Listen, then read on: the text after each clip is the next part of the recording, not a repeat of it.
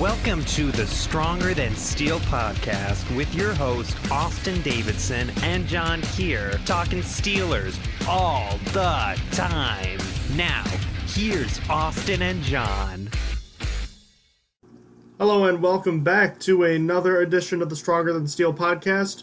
John Keir and Austin Davidson joining you as always, talking Pittsburgh Steelers today. Welcome back to the show on this lovely Tuesday night, Austin. How are you tonight? I'm doing great. How are you doing? Oh, not too bad. There's a pretty bad snowstorm that's been hitting the Great Lakes area. I don't know how much it's affected you down on the island, but it was a lot of snow and quite a lot of wind over the past 12 or so hours. It's kind of the same here, but not super crazy with the snow. Not crazy like up there.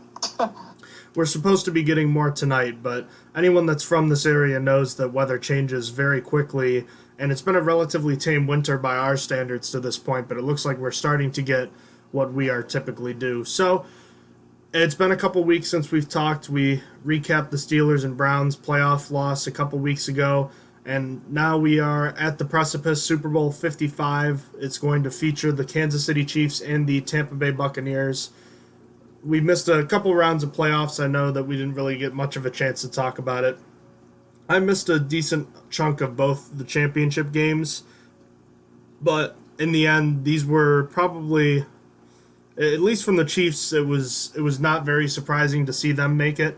And for the Buccaneers, a team that probably stumbled a little more through the regular season than expected, but given their overall talent, these are two very deserving teams that have made it.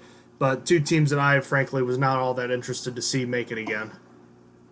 Yeah, this was likely the worst Super Bowl outcome that I could have hoped for, but I felt like over the course of the years, like this is one of the better ones still, with it being the worst.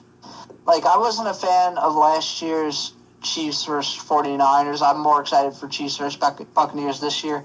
I wasn't excited before that. Every time seeing the Patriots in it was always awful. I mean, other than that, like the Eagles and Patriots one was awful. I mean, it ended up being a good Super Bowl, but coming into the game, I'm honestly not that mad about it, other than that Antonio Brown or Le'Veon Bell is going to end up with a ring, and that's why, for me, it was like the worst combination. I thought, regardless of the outcome, though, we were going to get a good Super Bowl. Early thoughts, who do you think is going to win and by how much? The statistics say Buccaneers, which is really sad because I would be pulling for the Chiefs, but so I'm going to pick the Buccaneers and to win by 2. I think the Chiefs are actually going to win this one by almost double digits. I hope so. That's what I'm hoping for. I just think Mahomes is on another level right now. You know, it really felt like they were just kind of almost bored during the regular season. We kept kind of picking apart their wins, how they were all kind of struggling, and they won relatively, I don't know that I'd say easily in their win over the Browns, but they had a lot go wrong for them in that game, and they still won. And they were, if it weren't for a bad mistake by McCole Hardman, it would have been like 38-7 at one point in that game. Yeah, it would have been really, it would have been blown away.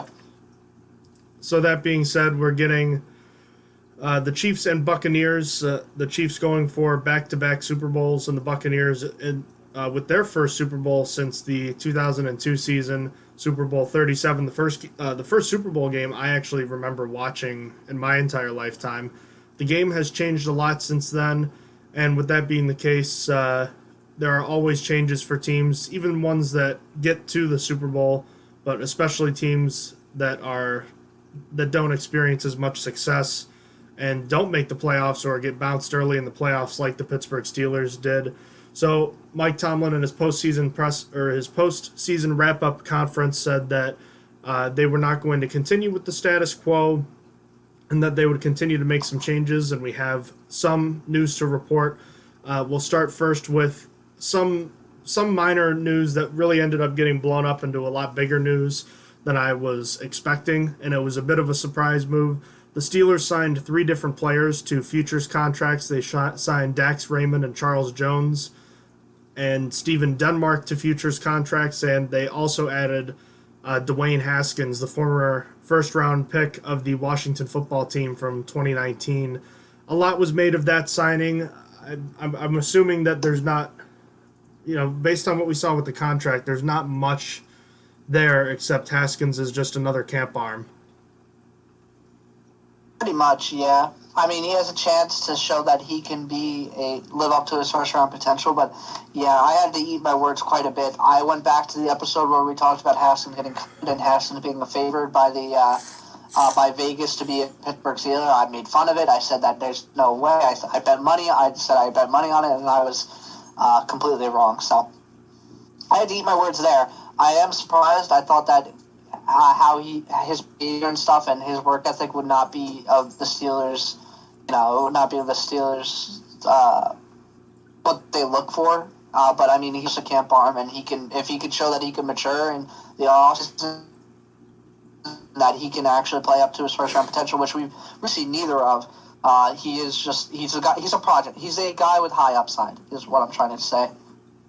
And he's a exactly. He's a very low risk signing. Worst case scenario, he doesn't even make it to training camp, and you attempted to get a guy with potential and see if he could work things out. Let's be honest, a lot of the issues that he's had to this point in his young career have been on him, whether it was the strip club incident or the celebrating on the field and missing the end of the play, the ending plays in a victory from this season. There were other instances as well where he's been a guy that's known for being the last guy to arrive and the first guy to leave. So a lot of work ethic issues that, even though the Steelers have generally a stable and well thought of organization, a lot of it's going to be up to him. And based on his play through his first 2 seasons in the NFL, it's clear that he hasn't been studying a lot and he hasn't been working very hard to try to improve. His big draw right now is that arm, and it is very good. As I said, it would have been coming out of Ohio State, but now 2 years into his career, he has made no real effort to try to get better. No, and it's going to be a struggle. I mean, like I said, it's just a low-risk, high-reward kind of guy. So if he can do both those things, both mature and both show something that he can live up to that first-round potential, he'll be a great steal for the Steelers, but more than likely he'll just end up. He could be cut by the end of the offseason. It wouldn't surprise me. I remain very skeptical given the fact that the offseason is most likely going to be all virtual again. And with that being the case, I think it's going to be hard to help Haskins improve with his mechanics. And I think that best case scenario, you're talking about him being the number 3 next year, let alone anything that you might think of him after that, because the Steelers currently have no quarterbacks on their roster beyond the 2021 season. Yeah, and losing Devlin Hodges and not re-signing Josh Dobbs is going to help Dwayne Haskins' potential, but I'm sure the Steelers will bring in an undrafted free agent. If not draft a quarterback, who knows? Yeah, them signing Haskins in no way affects whether the Steelers address the quarterback position in the draft, in my opinion. Not at all. If they want to do it, they're going to go. If they want to do it before Haskins, it didn't change adding him. Indeed.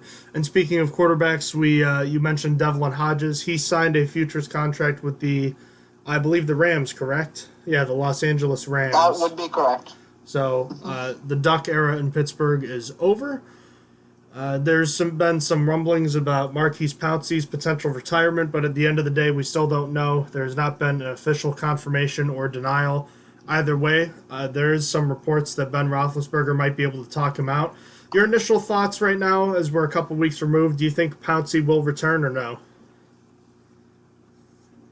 He said, I think a year or two ago, that he was going to play until Ben Roethlisberger was done. When Ben Roethlisberger's done, he'll be done. So I think if Ben Roethlisberger really pushes for him to come back, he's not going to retire. But at the moment, I'm leaning towards that he actually is, despite what he said 2 years ago. Things change. I mean, I'm sure he wanted to do that, but I think he is going to retire.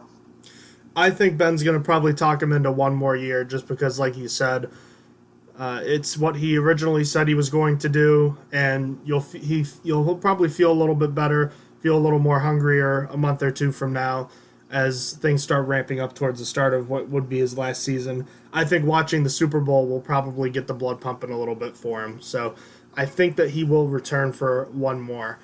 Last podcast, we were talking about Matt Canada. It sounded like his hiring was official. It was not. They ended up interviewing both Hugh Jackson and Pep Hamilton for the offensive coordinator position, but they did make it official that Canada will be the offensive coordinator next season. They are now in the process of hiring a quarterback's coach to replace him. What do you think of the hire? I'm okay with it for now. I mean, we probably should have went out of the organization for this one, but we'll see what Matt Canada can do after 1 year. Interesting to know, Pep Hamilton could become the quarterback coach for us. He was let go by his former team, so he's not officially on their side. He is still interviewing for an offensive coordinator job, I believe, with the Titans, if I'm not wrong. It's either Titans or the Dolphins, but yeah, he could possibly come back as the quarterback for our team. But also, we interviewed Mike Sullivan for the job, not the Penguins, Mike Sullivan, but Mike Sullivan from, I believe, Army, if I remember correctly, to be the quarterback's coach. Yes, he has a lot of work with quarterbacks in the past.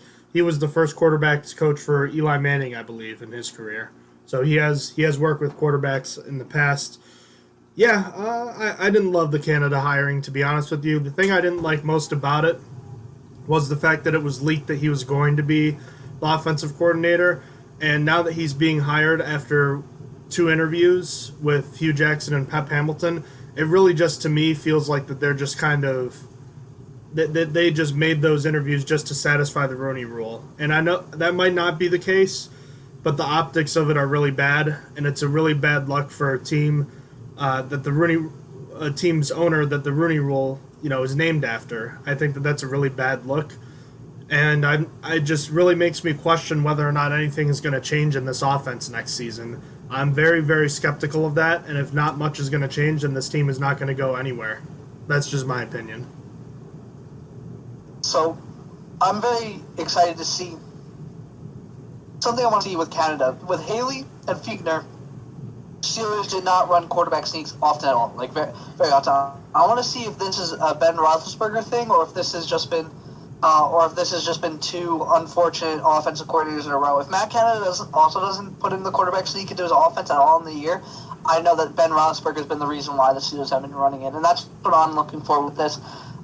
Regardless, I disagree with the Rooney Rule thing because you wouldn't have had to interview 2. You only had to interview 1. So I really think that they were giving them a fair chance in the interview because they interviewed 2 minority coaches. I was rooting for Hugh Jackson, though.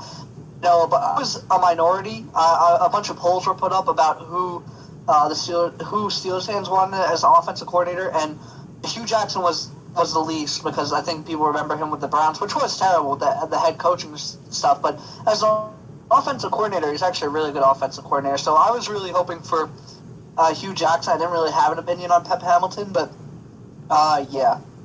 Well, the thing about Jackson is he would have seemed like the perfect middle ground between what the Steelers need to do and someone that could work with Roethlisberger. That being said, his personality might have clashed with Ben, but I think that he'd have provided enough new things in the offense with an emphasis on the running game, and at the same time, it wouldn't have included all these new bells and whistles that I'm wondering if Matt Canada might bring or might not bring to the table this season.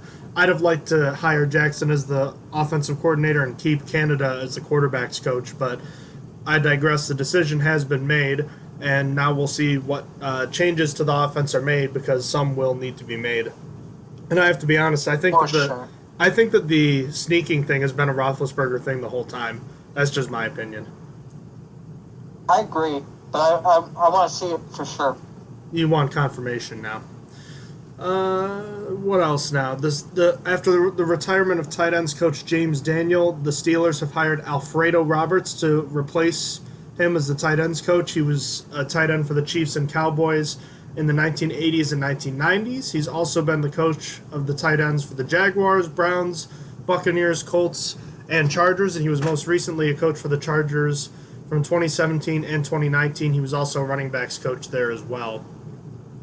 And it's tough to make evaluations for position coaches, but tight end has been one that we really haven't heard a lot of over the years because Daniel's been with the team, I think, for like close to 20 years. And as we move into a new age for the tight end group, the tight end position been changing. We were just talking a little bit about an article that was posted where the Steelers have insufficiently replaced the Heath Miller type tight end really those types of all-around tight ends just don't exist in today's NFL. They're very rare, which is why guys like George Kittle make the big money that they do. I'm curious to see where the Steelers go in that direction, but the tight end position has been kind of a stopgap solution ever since Miller retired. Isn't that true? Yeah, I feel like it. I feel like there's not been a surefire option. Like, there's obviously not been a Heath Miller for sure. I mean, it's really been Jesse James, Vance McDonald, and now Eric Ebron. And don't forget an attempt at Ladarius Green, too. It's been kind of a revolving door. What was that? I said that, too, the green Ferrari. The green Ferrari. Speaking of McDonald, he announced his retirement from the NFL after 8 seasons in the league. And a guy that, coming over from the 2017 season opener, a guy that helped bolster the tight end depth, probably slowed down a lot the last couple of years, but I thought was a nice piece to this offense back in its heyday. Maybe never an elite tight end, but closer to a Heath Miller light type of player. His 2018 season, as far as his overall body of work, I think was his best. He started off as a really good run blocker and contributed a little bit in the passing game. Then had his breakout year in 2018, 50 catches, over 600 yards, and 4 touchdowns, and was a really good blocker again. But again, the last 2 years, it seemed though he was starting to decline, and he even said that he had made his decision back in May of last year that this upcoming season would have been his last, and he informed his teammates after the loss to the Browns that this was indeed it for him. Do you have any thoughts about McDonald's time with the Steelers and overall in his 8-year career? Honestly, I thought he was a really good addition for what it cost. I mean, yeah, he slowed down in his final 2 years, but his first season was really, really good.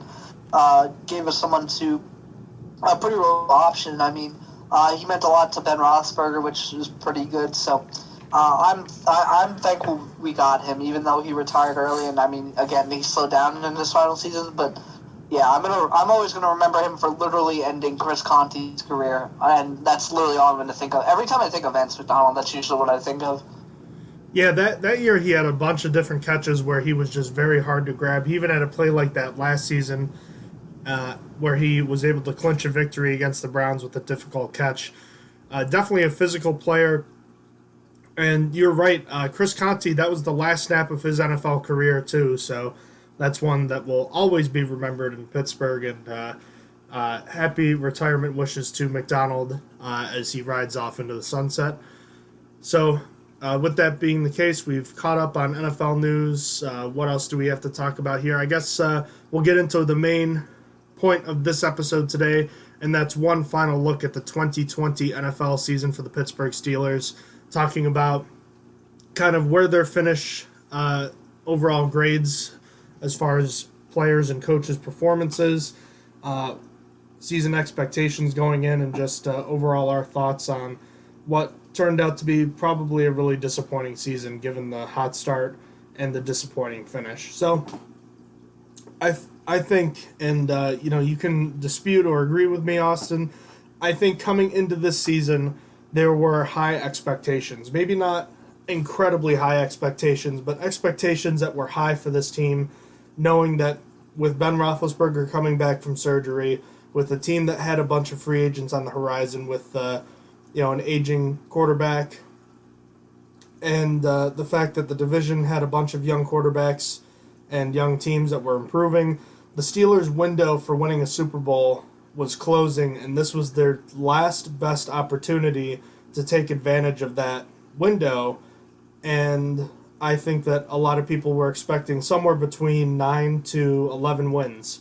So does that seem unfair? I think I projected a 10-6 record. I was thinking this team would be in the fight for the division, most likely a wild card team, but it's one that wouldn't have surprised me if it was able to make noise in the playoffs. Yeah, I didn't think you were wrong. I think that the projections were that we would make the playoffs and probably win one game and between 9 and 11 wins. I don't think anyone really... I mean, some people had us higher, but I don't really think many people had us lower than 9 to 11.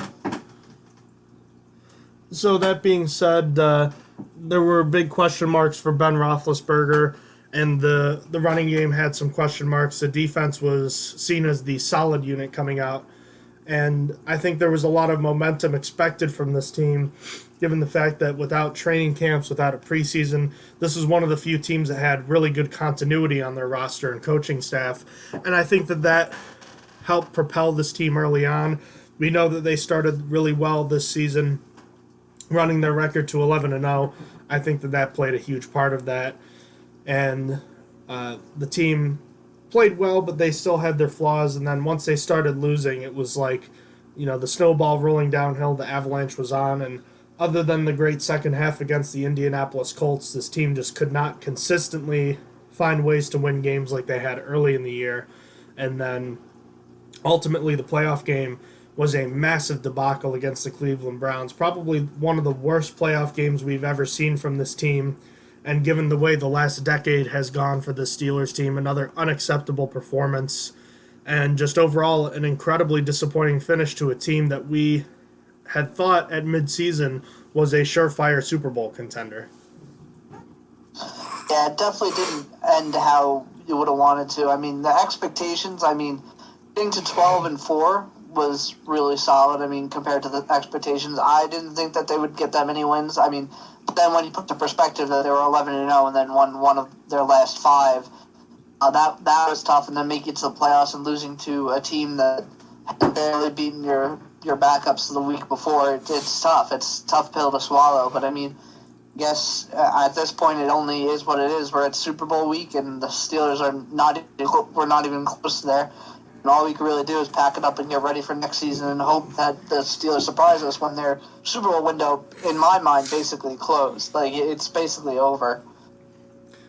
Indeed, and as we take one final look, we'll start with the blame game, if you will, because there's much to go around. We'll start with the coaching staff, and of course Mike Tomlin, in his 14th season, led the Steelers to the playoffs again, never missing the playoffs more than 2 seasons in a row, but over the last 10 years, it's been well documented. His teams have had a combined 3-6 record in the playoffs, with 2 of those wins coming against backup quarterbacks in A.J. McCarron and Matt Moore, and the third coming in a game where his offense did not score a single touchdown. So a lot of disappointment to go around, and for Mike Tomlin's teams, the third or even maybe 4th straight season, the team has collapsed. I think that there's a lot of reasons for the Steelers' struggles over the past decade when it comes to crunch time. And I think that Tomlin's actions, especially the last few years, are a big reason for it. I think his leadership style has not really helped this team in crunch time, and I'm talking specifically about his decision-making process. Tomlin's always been a gut guy. He's never really been an analytics person, not an analytically inclined coach. And while I don't believe people should be slaves to the analytics, I think there can be a happy medium from which Tomlin can operate between his, just going with his gut feeling and going with whatever the analytics say. As we've seen, it creates a lot of inconsistent decisions, and we've talked at length already about the 2 decisions to punt for the Steelers in that playoff game when they could have gone for a first down or a touchdown that might have kept them in the game longer. And to me, the biggest issue is Mike Tomlin is acting differently than what he's saying. You know what I mean? Actions speak louder than words. We've heard the Tomlinism that he doesn't live in his fears, we don't live in our fears. That isn't true. Not anymore. That saying needs to be retired. Mike Tomlin did coach that way a lot in the first 5, 7, 10 years of his coaching career. But lately, Tomlin has not been doing that. He has been coaching a lot more in his fears than he has, he's been living a lot more in his fears than he hasn't been, to say it that way. Making decisions indicating that you're living in your fears when you're saying that you aren't is just not a good way to coach, in my opinion, not a good way to lead. Saying one thing and then doing another thing is not something that impressionable people who are following you are going to take well. Even if they say that they do, it's one thing to say that you're okay with it. It's another thing to subconsciously think about it and realize that it's just hard to trust someone that does something differently than what he says. His process has changed, and even if it's just decision making, it makes me wonder if it's something that's more deeper, something that's more deeply rooted in the team's psyche or something. This team was 11-0 and started really well, and ironically enough, their starts in games was what killed them at the end of the season. Their fast start fizzled out on the record sheet, and in games they could never start quickly, and they were always playing from behind late in the season. This team had flaws even at 11-0, but instead of improving the flaws, the team continually got worse. This team just kind of broke down, and Tomlin just couldn't fix it. And again, I'm not saying it's all his fault, but I have seen a lot of disturbing and frustrating trends with the way this team has played and with his own decision making. And I think that this team fell way short of the standard that Mike Tomlin has set for this team, supposedly. I would give Mike Tomlin a C- for this year. And frankly, if he were coaching any other team based on the last 4 or 5 years of his coaching acumen career, I think he would have been fired. The only reason he hasn't been is because he's with the Steelers. Whether or not that will prove to be a good thing, time will tell. But like you said, I think this Super Bowl window has closed. And with that being said, I think it's going to be easy to look back and say that Mike Tomlin could have won so much more with the group of talent that he had. And the fact that he didn't is always going to be a massive disappointment. Yeah, so just to cut in with a quick story, it'll relate in a second. I was watching the Packers and Buccaneers playoff game, and I got unironically mad at the game at the point where the Packers were down in the game late, 4th and 8 at the goal line, and they basically have to go for it. Analytics say so. Everything should have said so, and they didn't. They kicked the field goal and they lost the game, likely because of that decision. They didn't give themselves a chance. And the way that this relates is I was so mad because it just reminded me of something the Steelers would do. That is 100% something the Steelers would do under Mike Tomlin. They would have not trusted the analytics. They would have went with their gut, and they would have lost themselves the game. And that's how it's been. It's really how it's been. He is a good coach, maybe even a great coach. Just he might not be able to get past that. He might not be. He's just good enough. Is probably he's good enough to get a team to 500, and that's good enough for some teams. Maybe not at this point. It's not good enough for the Steelers, in my opinion. It's hard to grade him because of this, because I'm sure there are several teams, like the Jets. The Jets haven't been good for 10 years now. They're 10 years off that loss to the Steelers. Oh, actually, really 11. But, and I'm sure that they would love a Tomlin right now, and maybe Robert Saleh will be that for them. But for now, lately, it's just not been enough, and at some point you have to change it. It's almost kind of like you're in a middle ground of, you're in purgatory. You're not bad, but you're not good enough to compete. And that's what it's been like under Tomlin. And I just don't know how to grade that. I feel like because any bad team, I think Tomlin could fix a bad team. Any team that's under 500, I think Tomlin could turn into a team that makes the playoffs. But is he good enough to get that team to the Super Bowl? I don't know. I really don't. It's been a very long time since the Steelers have made the Super Bowl last, and they've had several good teams in that span. They've also had some very bad teams that Tomlin probably really helped. Like last year's team getting to 8-8 is beyond impressive. I know the defense carried them a lot, but for how bad the offense was, getting them to 500 was good. It's just he has some hard to ignore problems. He can't seem to break with the inconsistency, bad challenges, and gut calls that just really don't make sense. It's like punting it down from 28 from midfield in the first quarter of a playoff game. That's a bad decision. That's a bad gut call. It's just there's so many things wrong, and that's why it relates to the Packers game right there. That could have been a losing decision. You don't know what happens if the Steelers get any points right there. It might change the end of that game. It might change what you do later. I don't know. Likely the Steelers do not come back in that game regardless, but it's still something to consider, and it was still a bad decision, and it did result in a Steelers loss. Regardless of these problems, I am still going to give him a B to B plus. I just don't know. For me, not being good enough can get you to a B.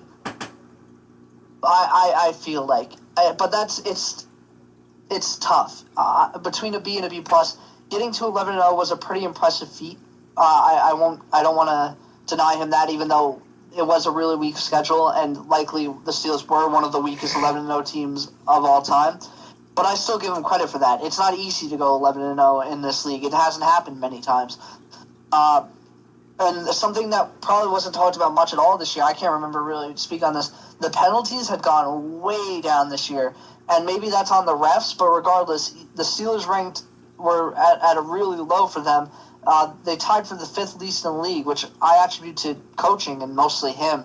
It was just an awful ending that couldn't be ignored, and he has some glaring problems that likely are never going to be fixed. He, as you said, lives in his fears now, and despite what he says, he's putting a message that he doesn't follow. I still, like I said, give him between a B and a B plus, though.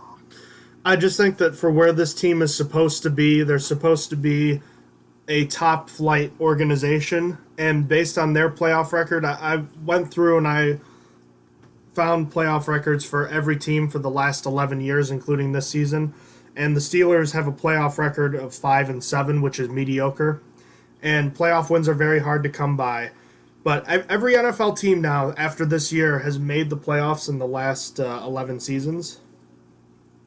And, you know, a lot of teams aren't great. You know, you've got some teams that have only played in a handful of games. You got a couple teams that have played in one. But, you know, playoff wins are very hard to come by. Case in point, the Baltimore Ravens are 8-6, but 4 of those came in their Super Bowl run. You know, playoff wins are hard to come by. But that being said, the Steelers, if you take away their 2010 season, they have a record of just 3-6, like I said. They've just been unable to get any sort of they made one AFC championship game with Ben Roethlisberger when he was at what was, statistically speaking, his prime. The Steelers were unable to get a defense around him that was good enough until the offense started to fall apart and lose all of its talent. I just can't ignore the fact that Tomlin has not been able to get his teams over the top. That statistic where his teams never had a losing season, I think that went from a banner to being kind of something that is like the only positive left for him at this point. And he needs to really do something impressive next year just to make all of this go away, because I think it's really hard to remove the stain of what's happened. More specifically, the last handful of years, I'd say really from 2014 to 2020 this year, because those teams had uber talented offenses but were just never good enough to get over the top. I just have a hard time thinking that Tomlin deserves more praise because he's been just good enough. It's not supposed to be just good enough in this town. It's supposed to be competing and winning championships, and they've made it to one Final Four. That's just not good enough. That's just how I see it. Something I was thinking about was I wonder if a team would trade for Tomlin, because I know some people would cry about that, some people would applaud. It's a very mixed thing. But I really do think like a team like, I don't know, like Washington could benefit from trading from him, and the Steelers could, since in our opinion the Super Bowl window is closed, the Steelers would benefit just reset, try something new. And I know they covet on not having many head coaches through their entire existence, but at some point, like, you got to make a change. I feel like even if it's even if it's for the worse. I know and in the 5 years the Steelers are bad after that, there would be regret. Seeing the Steelers suck for 5 years would be regretful. But honestly, like I said, we're in purgatory. Purgatory almost feels worse. Like I feel like I want to see change, but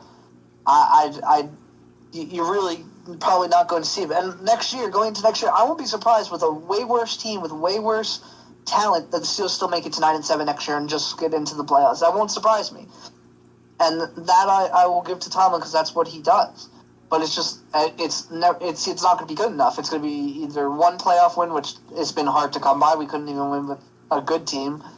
or it's like going to be 1 and out. Like that's probably what it would be like next year. I mean, I wouldn't be surprised to see that. It's more than likely actually probably going to happen. 9-7, or I'm sorry, besides because of week 17 might be at it might be 9-8, but regardless, like that's it. It's something I've just been thinking about. I don't know I don't know how to feel about trading Tomlin or just getting rid of him. I still do think a team would trade for him. I mean, at the end of the day, they're just not going to do it. I think Tomlin's the coach until he doesn't want to be anymore. It's just there's not. I don't know. It's just one of those things where he always seems to win games you don't expect him to, but he'll always lose games that he should win to. I mean, he got outcoached. It's frustrating. He got outcoached by a guy that wasn't even there. Yeah, and that's pretty tough. It's really, really tough loss. I mean, going back to the playoff record, if it's not for the Bengals being absolutely stupid, the Steelers definitely have one less playoff loss. I mean, the Bengals basically did everything to hand the Steelers that playoff win. They fumbled, and then they got unnecessary roughness calls and penalties to get us into position to win that game. Like, it really wasn't the Steelers winning that. It was really the Bengals shooting themselves in the foot. Yeah. I hate, like, picking things apart, and I know that I did, too, when I was talking about the backup quarterbacks not scoring a touchdown. I hate picking things apart like that because I think you can do that with anything. Like, the Steelers blew a 15-point lead in that playoff game. They could have easily put that game away a long time earlier. And why don't we just look back at all these playoff games that the Steelers have played in that time? I think that it's not just that they've lost, it's in the fashion that they've lost.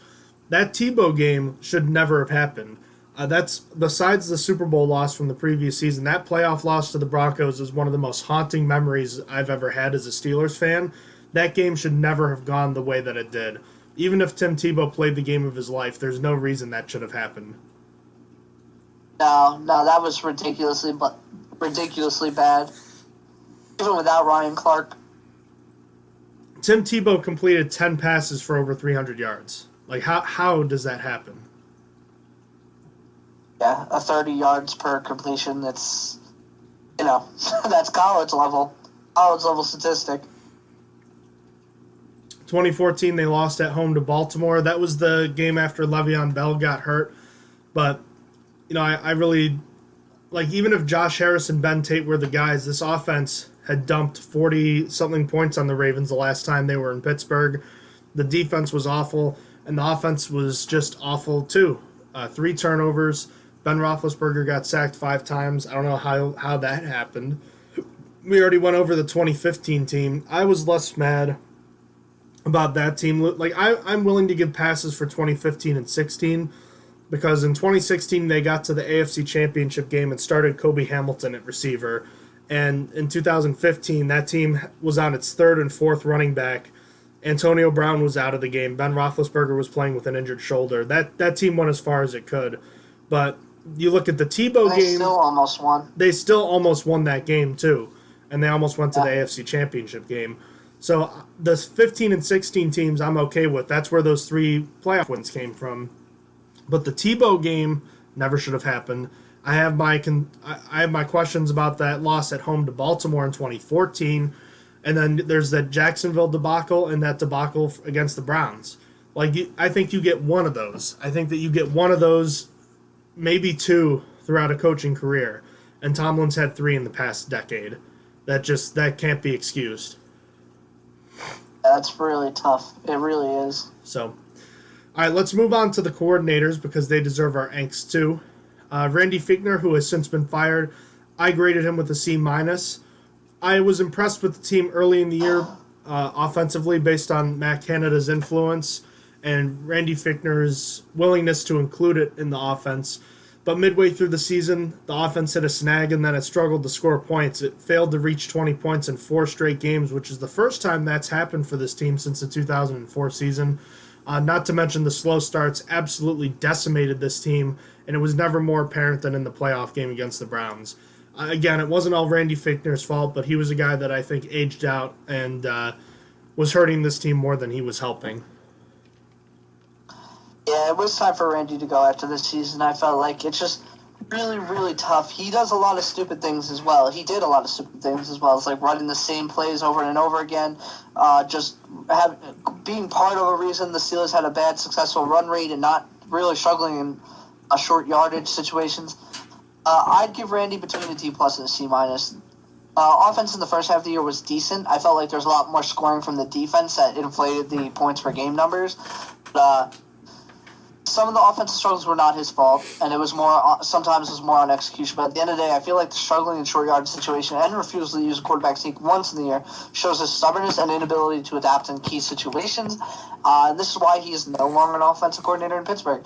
He needs to learn to adapt and get a way better opening game script if he wants to be an offensive coordinator again. I think he's going to get a coaching job again. I think he's going to be a quarterback coach somewhere, but I don't know if he'll ever get back to offensive coordinator. It's going to be a tough road for him to work his way back up. A lot of teams are looking for new, young talent rather than the same old, the older coaches, because, I mean, the league changes so quickly. It's become a thing to get younger guys that might be beneficial, like look at the Sean McVays of the world and stuff like that. It's just, I'm not he might just be done with his coaching career. I'm not really sure what's for Fiechner after this. I think he's more in the mold of a consultant or something like that, maybe some sort of assistant. He was with the team since 2007, since Mike Tomlin came on. So a lot's changed since then, as you mentioned. So flipping to the other side, Keith Butler, I gave him a B-. Maybe it's the state of the NFL today, but I felt like the defense just gave up way too many plays for what was supposed to be an elite unit. The run defense, which was the best in the NFL the first half of the season, became a bottom third run defense in the second half. And in my opinion, losing two starters, Bud Dupree and Devin Bush, is not a good enough excuse for that far of a drop-off. The issues that we saw with the rest of the team, their slip from grace in the final quarter of the season, was exactly what we saw with the defense in this instance too. Once teams figured out their defense, either in games or late in the season, they struggled to adjust. When they weren't getting turnovers, they were not nearly as good as advertised. That being said, the pressure rates were very good again, as they always are in the Keith Butler defense, and the points allowed were generally in a good place league-wide. The turnovers were there again. I can't knock him for that, but again, Keith Butler's second straight playoff game, his defense has given up a franchise record in playoff points. And I know part of that's on Mike Tomlin, but Butler's a guy that I expected better from this year. So I gave him a B-. So for me, Butler's going to get a hard B+ because of the pass rushing unit. It's just, up until the Browns game, that unit has been kept very consistent as the best one in the league under him, including pressure rate, and sacks. So, and I attribute that mostly to him, but that consistency, despite turnover of players. Elite led the league in sacks for the fourth straight year. The thing that we do continue to see with him, though, is the woes of linebackers match up on number one wide receivers that he just can't seem to scheme around. And teams, the way to expose it. It didn't happen till late this year, which was somewhat nice. I mean, it happened a few times this year. It just didn't come to bite the Steelers until later this year. Because I remember early on that there was a play where T.J. Watt was matched up against someone on the outside. I forget who it was, but regardless, it bit them in the end. And it's been a real struggle for Butler to scheme around that for whatever reasons. Teams using those tight ends that really mess up the Steelers. Regardless, it docks his score, but overall, I think that he's operating as he should with the elite defense he has. So I think a B+ is fair for me, despite the breakdown in the playoffs. So of the five worst run defensive grades the Steelers had this year, according to PFF, the worst were the Colts game, the first Ravens game, the season finale against the Browns, the Bills game, and the Bengals game in Cincinnati. All but one of those were in the second half of the season, to give you an idea. So. Yeah, I think that's tough. I'm on the flip side of the losing two players. The Devin Bush sideline to sideline speed, despite being 1 of 11, was a huge loss and a big deal. Then adding Bud Dupree on top of it, and in between this, you're losing Mike Hilton for a few games, and you lost Tyson Alualu for a few games. you're not given a chance to really rebound from that when you have four of your team's best run stoppers out at like some points together. Maybe it should have came back at the end of the year when both Alualu and Hilton were healthy. But I mean, losing Bush and Dupree are a bigger deal to me. There's a lot of teams that lose more than 2 players and have better run defenses than that. That's my point, though. Is that 2 players of that caliber, though? I mean, what was the drop-off from Dupree to Highsmith? Was it really that much?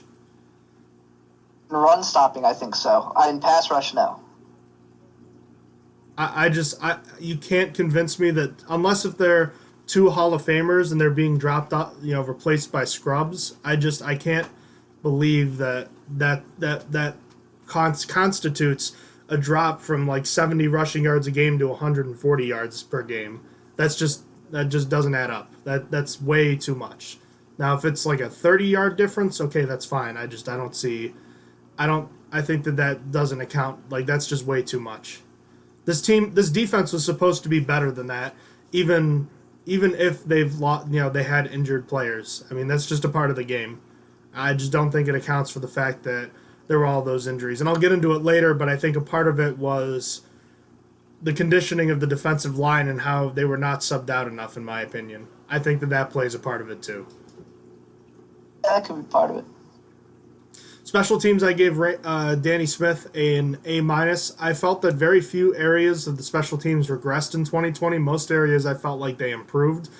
Matthew Wright and Chris Boswell missed a total of 5 kicks all season. The punting was pretty good for the most part, mostly from Jordan Berry, not from Dustin Colquitt.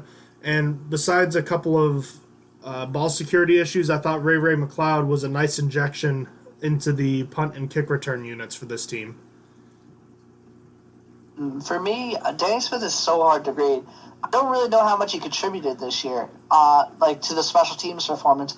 The return game felt like it was only good because of McLeod, because the return game with Smith has always been awful. We've been looking our entire career, and we might have found one guy that could finally do it. Jordan Berry had a really great year to finish, and Colquitt was a mistake, but was Berry playing harder because he knew he was lucky to get another chance? I don't know. I'm going to give Smith a B because I don't really feel like he contributed anything. It was more of the players, and that B I feel like should be lower, but I can't really grade him lower because the special teams as a whole actually did decently this year. I just don't know how much he contributed to this year's special teams unit being better. Any feedback on positional coaches? Only that Eddie Faulkner's job is definitely on the line this season. They blamed Sarrett for the run game this year, which is fair. But Faulkner is on a tight leash because he should have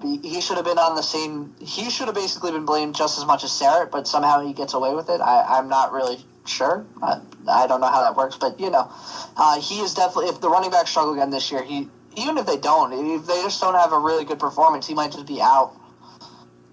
Not to mention the 2 running backs they've drafted under his tutelage, Benny Snell and Anthony McFarland, have had very minimal impact.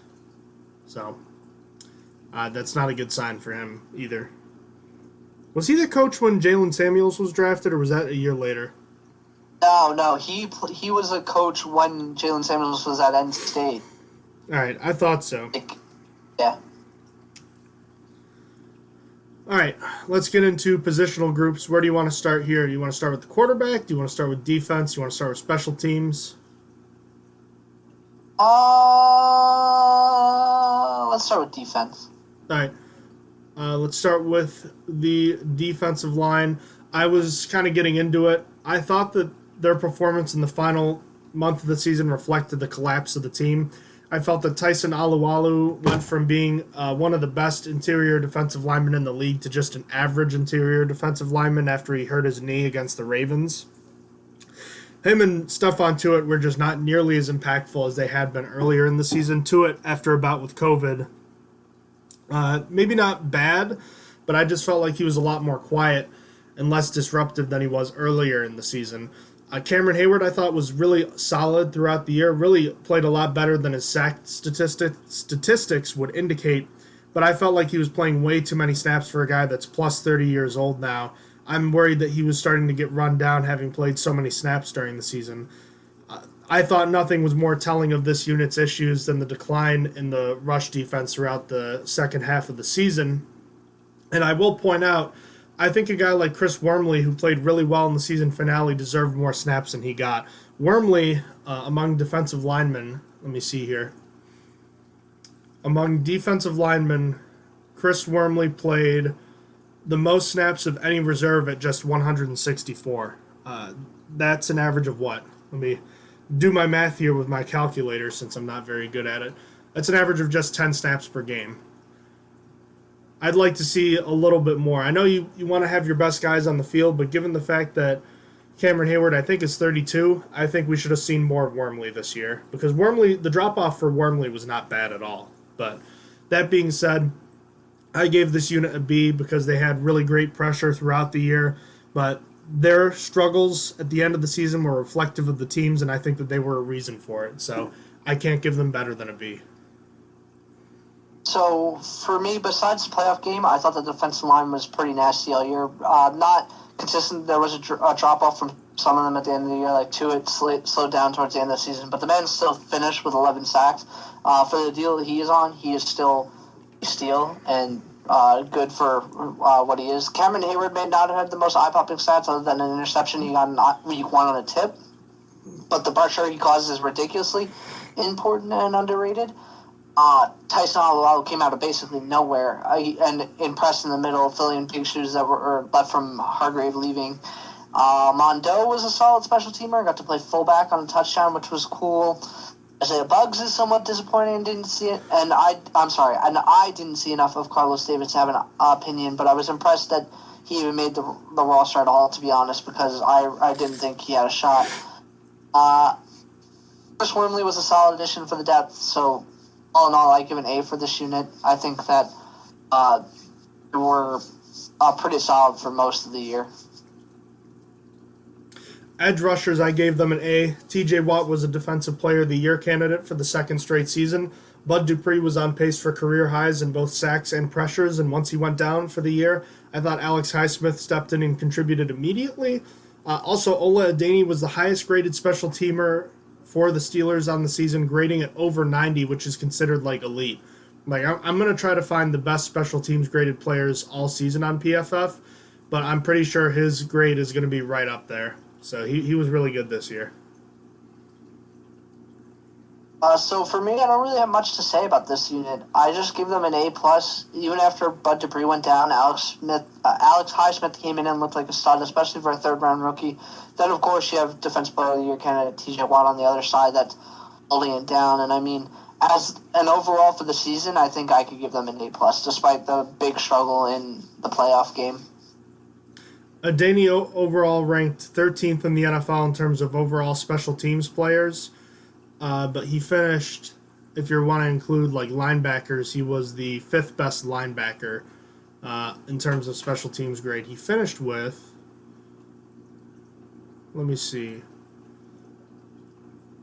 he finished with 7 tackles on the year, which I believe led the team as well. So good overall contributions top to bottom from the edge defender position. Linebackers, I gave them a B. Once Devin Bush was lost for the season, this group had their work cut out for them, and generally I feel like they did a solid job. Vince Williams was good in his typical role, even after a bout with COVID. I thought Robert Spillane had a nice breakout season and performed well in limited action this year, even when he wasn't put in the best position to succeed. Avery Williamson was as advertised when he was acquired. Unfortunately, Ulysses Gilbert III was disappointing due to injuries. Hopefully we'll see more of him this season, but a solid year from the unit. I gave them a B. So, if this unit had finished with Devin Bush, I think that the inside linebacker grade could have possibly matched the edge rushers. I think they definitely could have gotten to the defensive line, but the Steelers, after losing Bush, lost their identity, and that's pretty crazy to think. They were one of the best run-stopping teams in the league, as we talked about. Then he got hurt, and that identity was gone. I do like what I saw from Spillane. He came in, and I'm going to remember. I want to see that hit on Derrick Henry again that stopped him at the goal line, because that's the first play that comes to my head when I think of Spillane, and I just want to see it again because it's like the shot heard around the world. That the sound of that hit was just so nice, And then Avery Williamson was a great run stopper, but not very good in pass coverage. Really kind of same with Spillane. Spillane wasn't very good in coverage either, but I mean, he's going to get burnt when he's put up against Jarvis Landry. I do not hold that against him. Overall, I give them between a B and a B+. Holding up with all the injuries, I felt like was pretty impressive. I mean, they weren't as good towards the end of the year, and again after losing Devin Bush, but I give them between a B and a B+. Looking at the cornerback room, I thought this unit performed very well outside of Justin Lane, who wasn't on the field very much. Joe Hayden was still solid and didn't drop off much after there was some concern that he might be hitting that dreaded father time wall. I didn't feel like his play dropped off much. Steven Nelson regressed a bit, but I didn't think it was at a bad level. I still thought he was very good. Mike Hilton had another excellent season in a contract year. Fantastic in run defense. One of the best run defending cornerbacks in the NFL. And Cameron Sutton, I thought, had a nice breakout season as well, playing more than he ever has. This was one of the deepest positions on the team, and I gave them an A-. So, look at who the Steelers had. Mike Hilton had a career year this year, I felt like. Probably knowing because he was going to get paid, and I respect it for him. I hope he gets a big check because he's deserved one. I wanted the Steelers to pay him, but it just never worked out, and this year it's definitely not going to happen with the cap space. But I do wish that I hope that he does get paid with his next team. Joe Hayden remained good, I felt like. Maybe a little bit slower at times, but still a pretty solid quarterback. He's older now, and with corners, it's pretty tough when you get into the older ages to remain good. And maybe we saw a little bit of that, but I still thought he was pretty good overall. And I mean, it's a shame he didn't get to play in the playoff game. I don't think it would have made a difference, but that was a shame. Then Steven Nelson may have taken a tiny step back in his coverage this season, but last year was kind of unexpected for me. I never expected Nelson to be as good in coverage as he was in his first season with the team, and I don't feel like he was bad this year, but I think he might have taken a tiny bit step back this year. But again, I'm not disappointed in that. I thought he also played well this year. Sutton and the reps he got continued to look like a stud, and they could have found a solid special teams guy in James Pierre who could have an expanded role with the defense next year. We'll have to see. He got to play some in the Browns game, and he got some actual meaningful reps at a point. So he could be a guy that sticks around with the team, and maybe they've found a cornerback that's actually good. I don't know, on their own. So this unit as a whole is a good reason why the Steelers rank third in passing yards given up per game. I give them an A-, and really it's because I think they are aided a lot by the pass rush, but they're still a good group. I think that despite the pass rush forcing quarterbacks to be under pressure and throw quickly, I think that they, on their own, without the pass rush, could hold their own. So I give them an A-. Steven Nelson from last year to this year gave up a higher catch rate and a higher passer rating of 10 points higher this year, although it's important to note that his passer rating when targeted this year was only 82.3. So he gave up 4 touchdowns, but he also doubled his interception output from last year. So, like you said, not quite as good as last season, but still very solid. Last, looking at the safeties, I went with a B+. I thought Terrell Edmonds, despite his horrible performance in the playoff game against the Browns, I thought he improved a lot this season. His coverage was much better, and his tackling generally was improved. And you saw it pay off for him with that 2-interception game in Jacksonville. Very happy to see that for him. Minkah Fitzpatrick wasn't as lights out as he was in 2019, but he was still very good again, besides a few horrible tackling attempts against A.J. Brown or Nick Chubb notwithstanding. He was again a ball magnet early in the season, but also faded towards the end of the year as well. So I thought Minkah Fitzpatrick was very solid. Not quite as good as last year, but still very solid. I gave him a B+. Them a B+. So for me, safeties had a really weak end to the year, with both showing bad tackling and pursuit angles right at the end in both the playoff and game before. However, as you pointed out, Edmonds did improve a lot this year. I thought it was a big step forward for him, finally showing that he might be worth his first-round at least close to it, getting closer to his first round pick. Living up to that, Minka was literally locked down in coverage, and that is not something to balk at. So he was really good for most of the year too. I mean, you look at the stats at comparing to how many turnovers and pass breakups he's had, compared to how many times he's targeted is nuts. Like, a lot of it can be attributed to luck, but I mean, at some point you have to realize that Minka Fitzpatrick's positioning is just really, really good. Like, he is really good at getting the ball in his hands. Regardless, the poor tackling towards the end does hurt them. I think without the end of the year, I would have given them a hard A minus, but I grade them between a B plus and A minus because the tackling was so bad towards the end. Special teams, real quick. I gave the specialists overall a B plus. I thought the kickers were excellent. Boswell performed well when healthy, and Matthew Wright was perfect with his kicks in relief. Kickoffs weren't as good for him, but generally very good. I thought Jordan Berry had a solid season after his very odd 2019 season, and Ray McLeod was a good returner besides some ball security issues, so I went with the B plus. So, for me with special teams, Ray McLeod took the Steelers' return game to the next level, showing us something we haven't seen in a very long time. He kind of slowed down towards the end of the year. I think there was like an article that came out that he said that Danny Smith told him to kind of slow it down, and so I kind of attributed it to that, because after that it was like he stopped really having those looking returns, but even then it's better than what we saw in years past. Colquitt started bad, and then Berry ended pretty strong. Boswell played well even through injury, and when Matthew Wright was axed, he did his job other than being weak on kickoffs.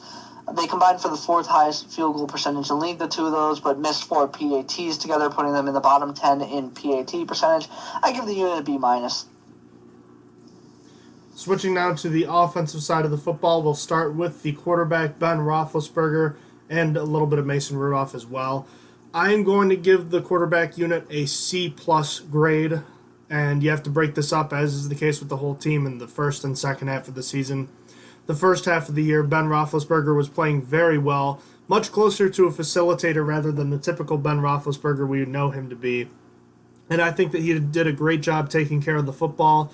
He made plays when needed to and let the playmakers do the work for him. But once the ground game disappeared mid-season, I thought he did a really nice job making up for the shortcomings of the ground game with an effective short passing game. And without the running game to lean on, I thought that he did a good job kind of running things when nothing else was working. Again, there were issues with the offense's kind of game plan, and we can debate that for a little while, but all that being said, I thought he did a good job up to that point. But then once teams figured out what the Steelers were doing, started playing more press coverage, brought those safeties down, Ben just started bashing his head against the wall and was awful on intermediate and deep passes up to that point of the season. And by the time he made the decision to start throwing deeper, and the offense made the decision to start throwing deeper, he was awful against the Bengals. And then finally he performed better against the Colts and against the Browns in the playoff game. But, a lot of his mistakes in terms of turnovers that we saw in the middle of the season leaked into the playoff game. And I felt like his slow adaptations to what the defenses were doing in the middle of the season just really hurt him overall, because most of his turnovers came in the second half, and he was a big part of the reason why the Steelers were unable to overcome their struggles late in the season. And his game against the Bengals was the worst game I've ever seen him play. Even if he rebounded a bit in that game, that was very disheartening. Ben still has it, I think, Austin. We can debate that. And as far as it, I mean, he can play at a high enough level to win games, but he's obviously not the quarterback he once was. And I think that's important to know for the state of the team going forward. I also wanted to mention that Mason Rudolph played, I thought, really solid football in his Week 17 showcase. So C+ I went overall for this group. Yeah, with how Ben started, he was like literally at the peak at the end of when they were doing well on offense. He was just starting. Like, people in Pittsburgh were saying, well, maybe he could enter the MVP conversation. He wasn't really doing much. He was just throwing short, and he was having an unusual lack of turnovers for who Ben Roethlisberger was in the past. and that was keeping him in. That was starting people to get into there. But right at that point when that started happening is when everything went downhill. I think that in the first half of the year, how they were doing it worked. But once the short passing was taken away, he really struggled. He never really got the deep ball going for the entire year, and because of that, teams are really they were able to read the Steelers' offense so easily. It felt like. Overall, I think that he finished on a relatively bad note. He threw for 500 yards for, I believe, the fourth time in his career, or third? Fourth or third? It's the fourth. It is the fourth. Yes, I figured. I couldn't remember the third one. I remembered the first two against the Colts and Ravens. I couldn't remember the third one in between there. Packers game. That was actually the first one, 2009. Okay, I missed the Packers one.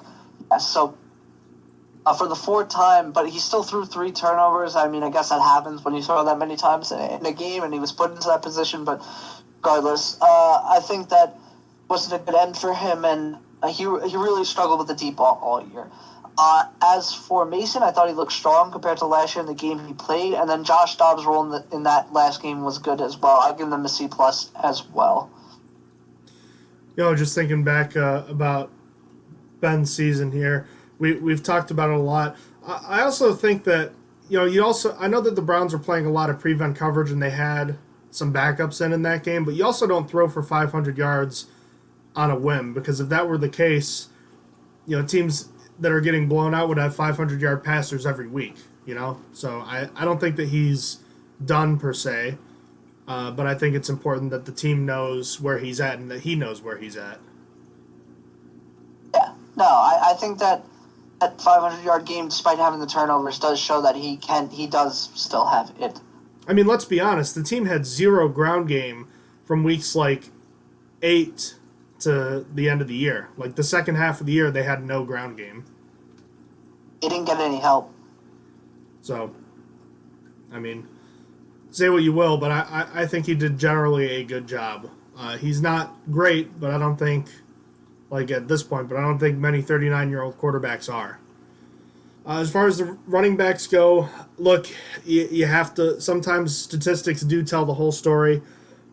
And in the case of this group, they deserved an F. This team, which ran the ball probably as effectively or more effectively than any other team in the league in the first month of the season, starting with the first Ravens game, just fell off the face of the earth. They stopped trying to run the ball and stopped running it effectively, and I thought the backs were a big part of that. James Conner, when healthy and at his best, is a solid running back. The problem is he's not always healthy, and he just missed too much time again this year, and he has trouble creating enough comparatively to the top runners in this league, and without a good offensive line, he struggled this year.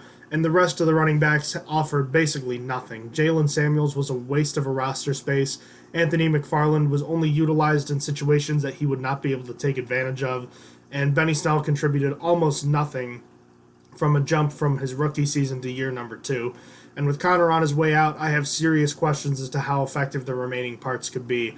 I was very disappointed in this position group. I think it was the worst in the NFL. Yeah, you can't really sugarcoat it. The running backs struggled mightily this year, and it was a very, very bad unit. It's just, all in all, they just looked bad all year. Snell struggled to be the short yardage back and can't pass block, and that's what he was drafted for. Maybe not the pass blocking, but he was drafted to be a short yardage back, and he can't do it, and he's not doing it. James Conner struggled to stay on the field, a constant problem for him, as you pointed out. Anthony McFarland showed close to nothing. In the few snaps he got, he showed speed, but really struggled breaking tacklers. Every time it was just he was this close, but no cigar, and almost only counts in horseshoes and hand grenades, as my father says. So McFarland was really not much of anything from this year. Maybe next year when he puts on some weight, he'll be able to show something. And the one thing I will say going into next year is the biggest benefit, the person benefiting the most from Matt Canada being the offensive coordinator, is Anthony McFarland. More than anyone. He worked with him in Maryland. Canada really likes McFarland. I think that McFarland might be the one to benefit the most from Canada. So we'll see what happens going into next year. Apart from McFarland, Jalen Samuels exists. I'm going to leave it at that. The the best the running backs looked was at the end of the year when the Steelers started using James Conner as a pass catcher again. It wasn't even on the ground. That was what I was most excited about, was James Conner being used in the passing game again. Because for some reason, apart from the injuries, they stopped doing that. Other than that, they didn't even contribute much. They combined for 376 yards for the air, and I put them between an F and a D minus. And the only reason they don't finish at an F was because of two things. Is because they started the first 4 games. 4 out of 17 is almost 25% of the season, as really good. So I couldn't give them an F. I would have given them an F if that was it. They also didn't turn over the ball that much this year. Granted, they didn't get the ball as much this year, so that probably contributed, and that's why. But I'm going to try and end it on a positive note and not give them an F because of that. But they totally deserve it, and I give them between an F and a D minus. I like that. Finish on the positive note. I like that. Yeah. Let's talk about more positives from the offense. Probably the brightest spot on the offense, even with their issues that they had, was the receiver group. I gave them a B. A bunch of ups and downs throughout the season. I know the drops is all everyone is going to focus on between the position group, especially with Deontay Johnson. But if you look past that, if you can, each guy brought his own thing to the table. I was very, very encouraged. I was very encouraged by what I saw from this offense, from this receivers group. Juju Smith-Schuster, I thought, made the most of a decreased route tree throughout the season, and once he expanded towards the end of the season, especially that Colts game, I thought he was fantastic. Deontay Johnson was the go-to guy when he was healthy. I thought he was a dynamic playmaker. Chase Claypool, who, when he was active and playing more often, was the big play guy everyone hoped that he would be. And James Washington was the sure-handed man that secured a couple of wins throughout the season, including the second Ravens game. I thought he was very solid when called upon, too. And I also liked the use of Ray McLeod, particularly early in the year, but I thought he was a good wrinkle to add. This group still needs a true number 1 receiver to break out, but you got 3 solid guys coming back. I like where this receiver group is at right now. And if it weren't for the drops, they'd probably get an A-, but, you can't ignore that either. But, overall, I thought they were solid, so I give them a B. I feel like this group is super tough to grade. There's so much to look at. The drops are on them, but other than that, a lot of their woes could be blamed on Randy Fichtner, like Juju Smith-Schuster running back routes, or on Ben just really struggling. Deontay Johnson can be a star in this league. He is so close. He is so close to being a top 10 receiver, but of course, the thing holding him back is those drops, man. It's those drops. But he finished strong. He led the team in receiving yards despite being out with an injury for a little bit. He just had a bad stretch of drops, but he finished strong. If he cannot have that stretch, he will be a top 15 receiver next year. I really see it in him. I really do. The way he moves the ball in his hands. Oh, okay. So also he has to work on ball control, ball handling. He didn't hurt the Steelers this year, but he did fumble a couple times this year. They just were not recovered, and that's something that he has to work on as well. But regardless, I still think that he could push to be a top 15 receiver regardless of those problems. Just fix those, don't have that stretch, and he's going to be great in this league. Chase Claypool was a touchdown machine. That contributed a lot early, but that kind of faded away at the end of the season. But that can be chalked up to instead the Steelers not wanting him to hit his rookie wall. They said that. They said that he had a decreased role because they didn't want him to hit that rookie wall. So that's not really his fault, making it, again, tough to grade. Juju Smith-Schuster became a distraction that the media loved to pick apart at the end of the year. On the field, he was solid, especially when he was allowed to run routes of a guy of his position. James Washington flashed at times in a limited role on offense, and Ray McLeod was a great special teamer and contributed more on offense than I would have thought. So overall, I'm going to give them a B-, but I was kind of close to giving them between a B- and a B, but I'm going to stick with the B-. I'm very excited to see Deontay Johnson going into next year if he can fix his issues. Another guy with drop problems was Eric Ebron, and as we transitioned to the tight end unit, we talked about Vance McDonald retiring. But starting first with Ebron, Eric Ebron did exactly what he was supposed to do. He was a shot in the arm for the passing attack and offered an athletic red zone target in the middle of the field. His drops and run blocking issues will always keep him from being elite, and he's not always a guy you can depend on. but it is what we should have expected. Behind him, Vance McDonald was a bit better this year than he was in 2019, but I thought that he was still slipping. He was barely used as a receiver at all. And lastly, the bottom of the position barely played into the season at all. Kevin Rader was just used in the last game of the season, and Zach Gentry was injured early in the season and did not contribute at all. So I went with the B- for this group. So, getting Ebron, he was exactly as advertised. Great with the ball in his hands, but those drops are going to frustrate you, as you talked about. He also really can't block. The blocking is just something that's never going to develop for him. I can't believe that coming to Pittsburgh, they never had him working on blocking drills, like hitting the pads and stuff. I remember that article from back in before in the off season before this year, that him saying I'd never hit the pads before, and I was like, "And bro, you probably should have." He can't block. It didn't help him, so it didn't matter. But he also led the team in penalties and tied for penalty yardage on the team, which was an unwelcome thing that I wasn't prepared for, but no, it is what it is. Vance was essentially phased out of the offense until the end of the year, where he got to contribute a little bit and looked to have some of his blocking ability back, but he was a non-factor throughout the year through the air. Kevin Rader could be a solid special teams find and a solid blocker.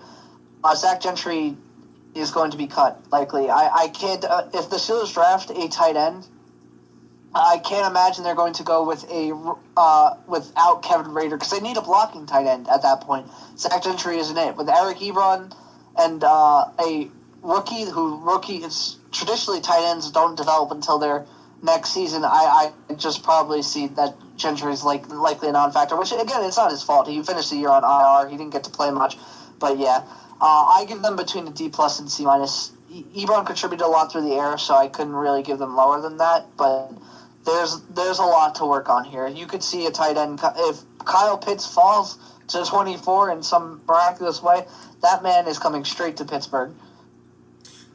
Could you start the offensive line here? I'm having an issue with my my document here. Sure, of course. So, O-line and pass blocking is good to great, or at least good. Some of it is on Ben throwing fast, but as pass blockers, I still think they were a good unit, even with a bunch of turnover on the line. It didn't really feel like it, but no, essentially they started a backup right tackle for 15 games. I'm sorry, 16. Let me correct that. 16 games. COVID kept Marquise Pouncey and Kevin Dodson out at different points, forcing the team to start J.C. Hassenauer. A lot of turnover for a line that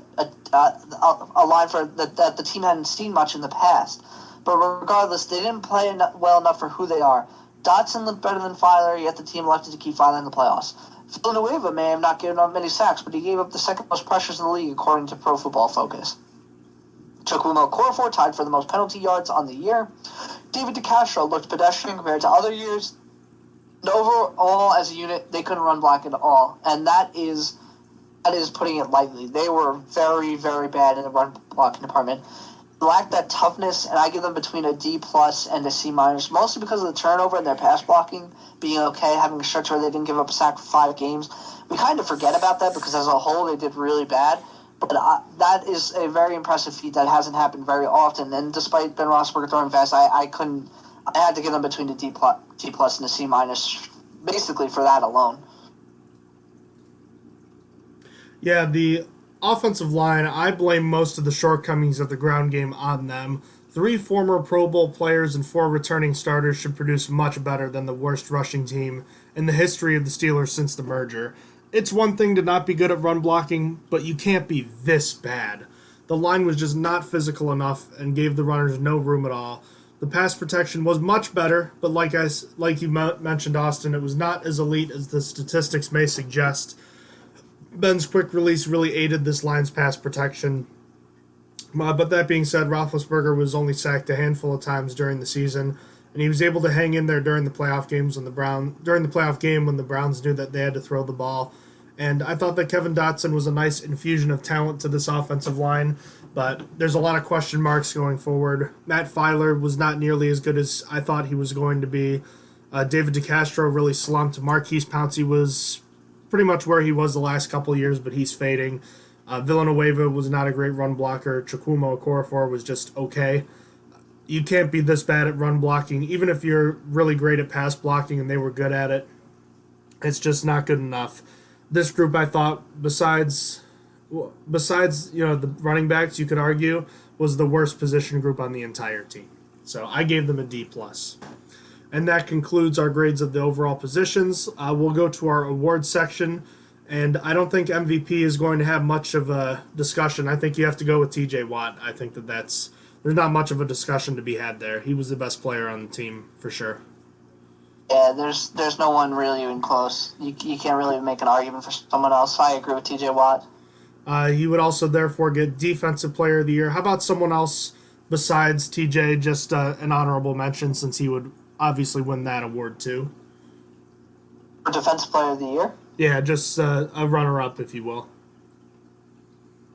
That's a tough one. I'd probably give it to Minka. I think Minka is probably the second best on the team with how he performed in coverage, with being a lockdown safety. It's not easy to be a lockdown safety in this league, and I know that his tackling was frustrating at times, but I mean, still, I think that his contribution to the team with his positioning and lockdown coverage, basically shutting down a whole side of the back end of the field, is very important. So I'm going to give it to Minka as the runner-up. I'd go with Stephon Tuitt, even though he kind of disappointed. Or actually, no, I'll go with Mike Hilton. Mike Hilton was the only other guy that won AFC Defensive Player of the Week besides Watt this year. And even though his coverage was a little inconsistent, I thought he was very close to the 2017 version of himself that we saw a few years ago. Really earned himself a big paycheck this year. Offensive Player of the Year, I went with Chase Claypool because I felt like his contribution to the offense was the most explosive of any player on the team. And if he had played more, which he probably will next year, I think that we'll see even bigger numbers from him. I think that's the only reason he didn't stand out quite as much as some other guys. So I went with Chase Claypool as kind of an end around for Offensive Player of the Year. I sat here for a while thinking of Offensive Player of the Year. I really didn't feel like anyone on offense stood out. Like, anytime anyone stood out, they came back.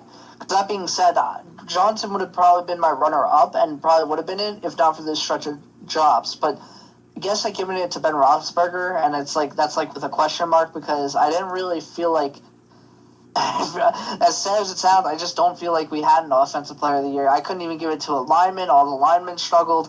All the wide receivers had their own issues. I just think I don't even know. I ended up just giving it to Ben Roethlisberger with Johnson being the runner-up.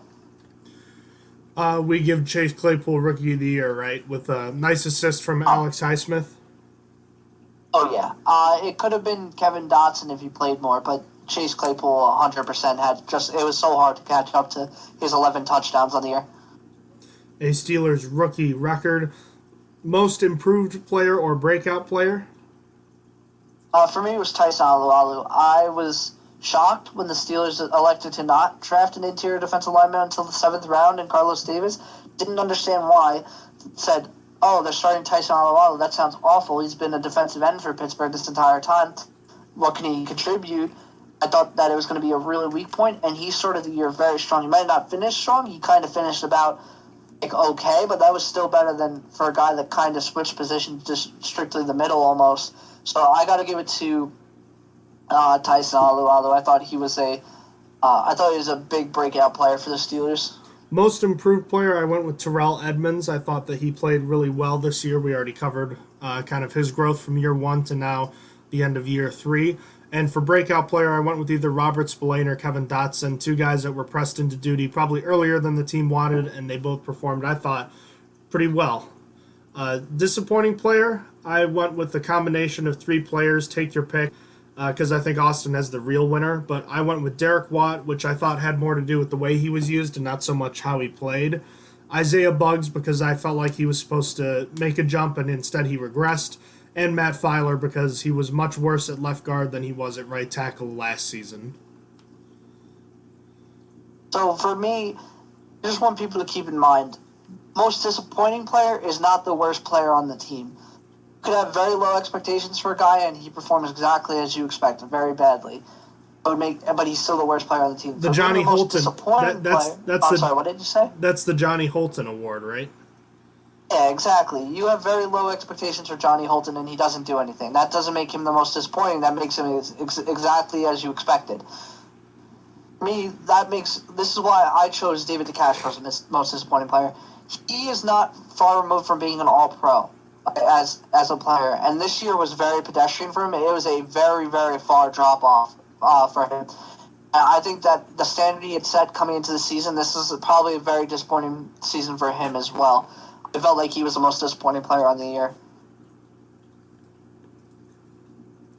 The best performance, I'm going to give Ben Roethlisberger against the Dallas Cowboys, mostly because he was playing injured, and I thought that was one of the best games we saw from him all season, but most complete games we saw from him all season. I thought that was a really great game for him. Even though the competition was not all that great, I thought he did a great job in that game. So best performance of the year is Ben Roethlisberger against the Dallas Cowboys. For me, I was Chase Claypool versus the Eagles. Those touchdowns I could not ignore. It's one of the best performances I've seen from someone in a Steelers uniform. It's up there with Le'Veon Bell's performance against the Buffalo Bills back in 2014, where he rushed all over them. It's really one of the best performances I've just ever seen. I mean, the touchdowns are ridiculous. That many in one game. Worst performance, I went with everybody against the Browns, or really just T.J. Watt, and more specifically Cameron Hayward specifically, just because Hayward was on a week's rest going up against a guy who had played like 22 career snaps, and then that guy got hurt, and a guy who came in from the practice squad just worked him. And for one of the leaders of the team, that's extremely embarrassing. So that was the worst performance of the year in my eyes. I gave it to Ben Roethlisberger versus the Bengals in Week 15. That had me like almost begging for Mason Rudolph to be put in halfway through that game. That was really, really tough to watch and a really, really awful loss. That a lot of it was on him. He did have a better second half, but that first half, first half was really, really bad. He was making no reads at all. So overall, your thoughts on the 2020 Steelers and your final season grade for the team as a whole? They were disappointing in the fact that they couldn't win a playoff game. I think that they almost overachieved in wins. 12 wins, I don't think I would have thought. I think that they would have more likely gotten only 9. So there were some good things, some bad. I mean, I do wonder if the Steelers just didn't lose either Bud Dupree or Devin Bush, if anything changed. I don't think so.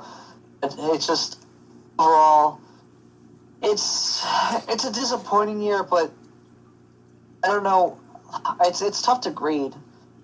It's like similar to grading Mike Tomlin. It's like they went 12-4. A bunch of teams would kill to go 12-4.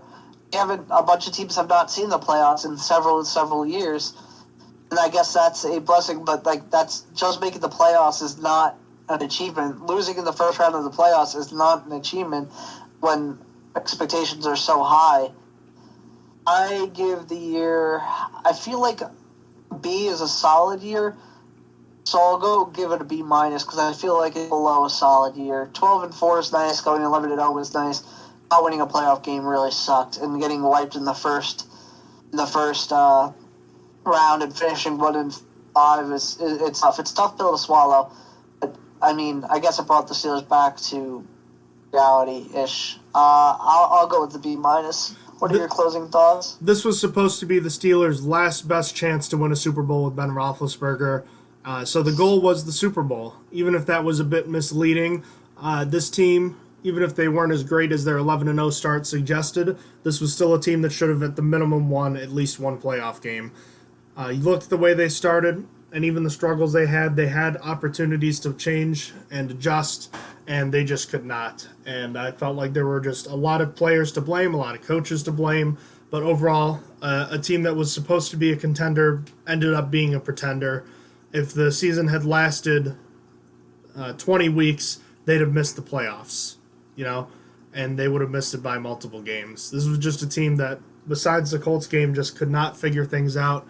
And again, I am at a loss to wonder just how the last 10 years have gone the way that they have. You really just need more when you've got a Hall of Fame caliber quarterback. And the window most likely being closed already. The issues with this team just so apparent from the middle of the season. It was just extremely disappointing that this team could not get enough of a semblance of it fixed. And the playoff game against the Browns was just an ultimate culmination of the crap that you saw this team show throughout a lot of the latter part of the season. There's no reason that game should have happened, and I bet if you gave them a do-over, they'd all take it, and it wouldn't have gone that way. But it happened. So, again, like you said, Austin, here we are now at the end of the season, nowhere close to the Super Bowl. So I give the Steelers a C because as far as the standard being the standard, the Steelers were nowhere close to that standard, even at 12-4. So I think that'll wrap up today's podcast unless there's anything you wanted to talk about, Austin. I think we're good. All right, so that'll conclude Season 5, Episode 40 of the podcast.